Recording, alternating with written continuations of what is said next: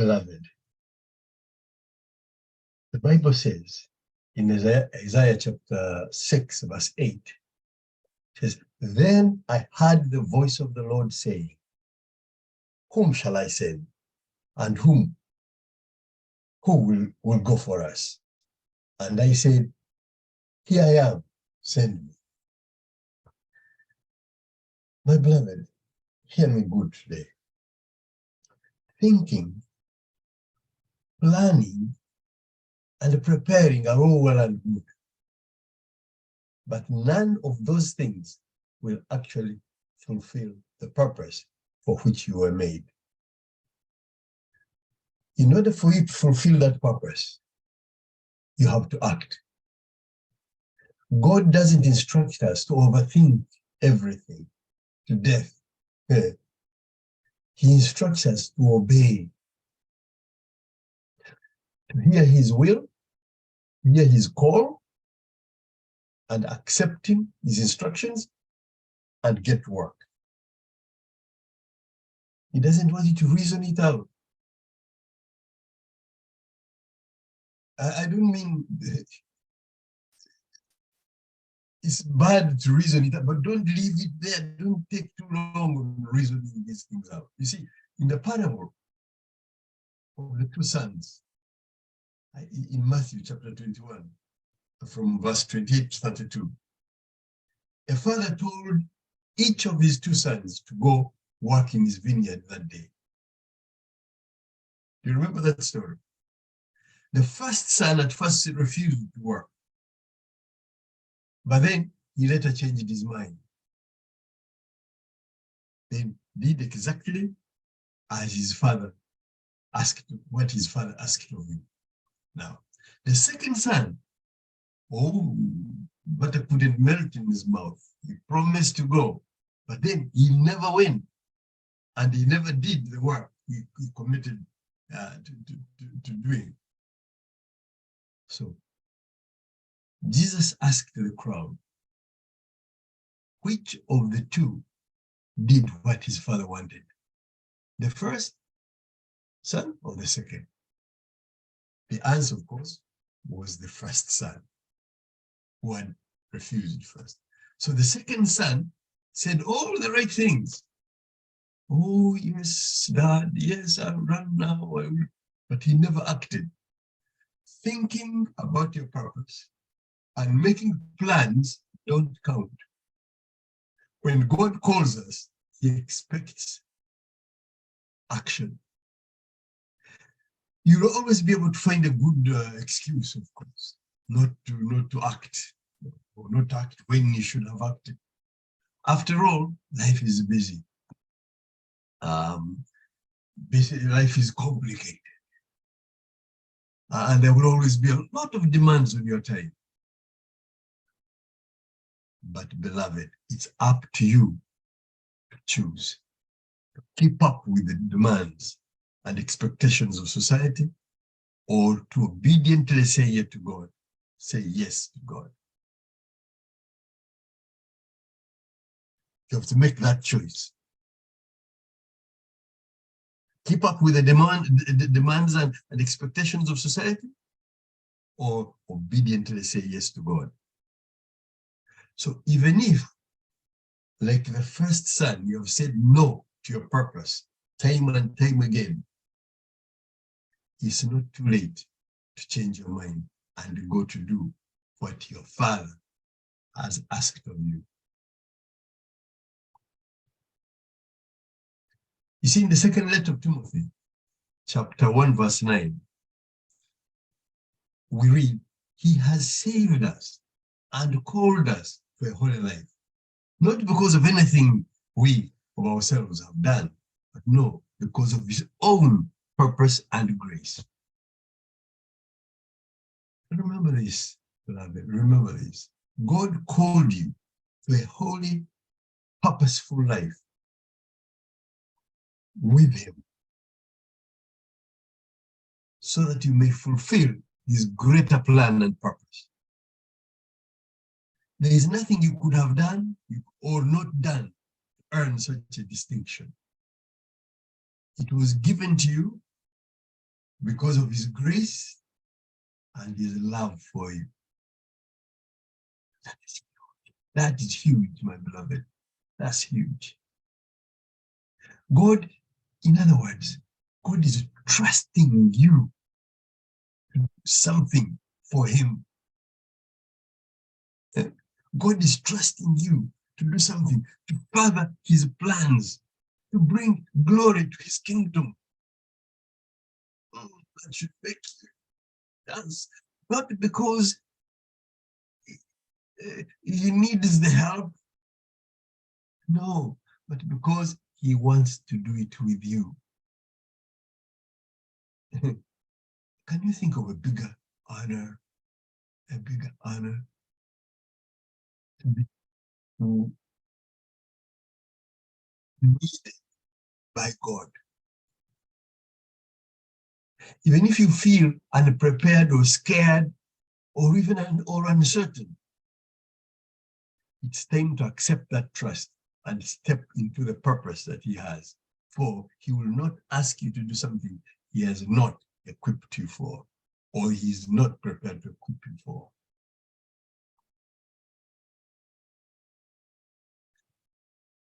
And remember, he has prepared that purpose for you alone. God has put his faith. He has no second, he has no plan B. He has placed his faith in you. So it's time for you to put your faith in him. Trust that he knows exactly what he's doing. He knows you and he knows what he wants done. And he will equip you to do it. And reward you for doing it. So trust that he knows exactly what he's doing and answer his call. When you think about God trusting you with a holy purpose, my beloved, when you think of that, how does it make you feel? How does it make you feel? What most inspires you to get going and act, even if you feel scared or even unsure? God has put his faith in you, so it's time to put your faith in him. In Ecclesiastes chapter 8, verse 15, the Bible says, "So I commend the enjoyment of life, because there is nothing better for a person under the sun than to eat and drink and be glad. Then joy will accompany them in their toil all the days of their life God has given them under the sun." So, my beloved, your purpose should not feel like a heavy burden or a drag. God created this purpose for you and you for this purpose. He equipped you, he empowered you, he gave you the strength, he gave you the capacity to do what he's asking you to do. You only have to trust him. So you may not feel like so, but trust him to make it so for you. It's part of you. It's a part of you. Something important and fulfilling, just like your relationship with God is. If what you think is your purpose fills you with dread and feels like a chore, then chances are that isn't really your purpose. Your purpose in life, although it may be difficult or discouraging at times, should fill you with joy, should be joyful, should be meaningful, should be something you feel satisfied with. Sometimes you enjoy something you enjoy doing. Sometimes we can let our anxieties and stress overwhelm the joy. I know. So when that happens, beloved, it's time to pray. It's time to ask God to replace your worries with his divine peace. So you can find that joy again. Chase joy. Now, look inside you right now. What is holding you back from joy in your pursuit of your purpose? Why is it a stumbling block? What brings you true joy in your purposeful work? Now, let's look at the Gospel of John, chapter 5, verse 30. It says, I have not ever acted and will not in the future act on my own.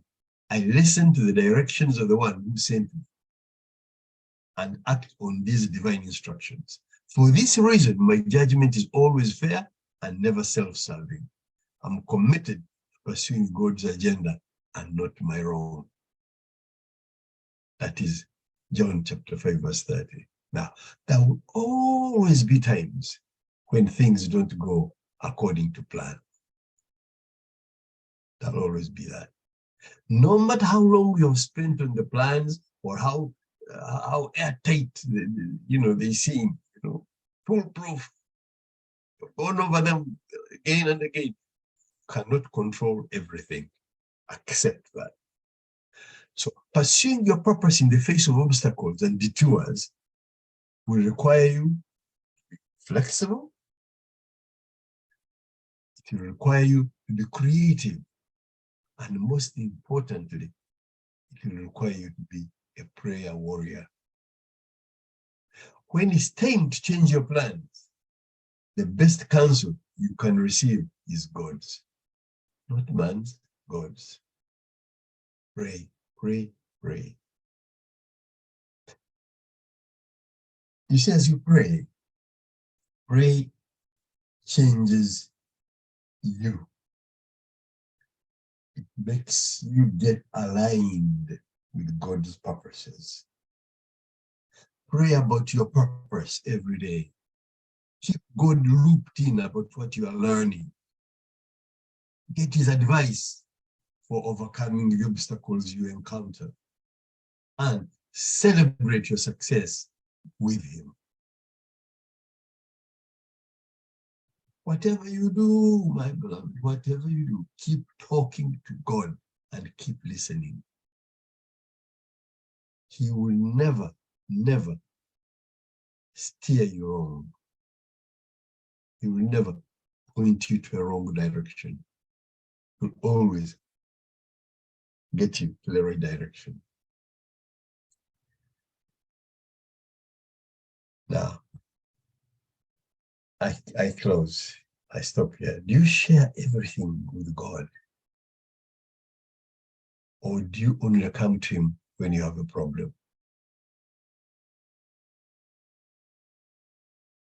Bear yourself to God every day. Keep talking to him daily. And don't make it sort of random. No. Make it intentional. Take that time off. Whether you have something, a problem or not, just say between this time and this time today, every day over the week. Talk to him. And get at least once that week. No, not at least once. All the time, all the times. Ask God for God's wisdom, for his instructions. Daily ask him to clarify his instructions. Be sure that you know exactly what he wants. Okay, how many times a week do you ask God for God's wisdom and instructions? Do you think that's enough? Those times, or do you want to increase them? Keep talking. May God bless you. May God bless his holy name as you talk to him and listen to him and act accordingly.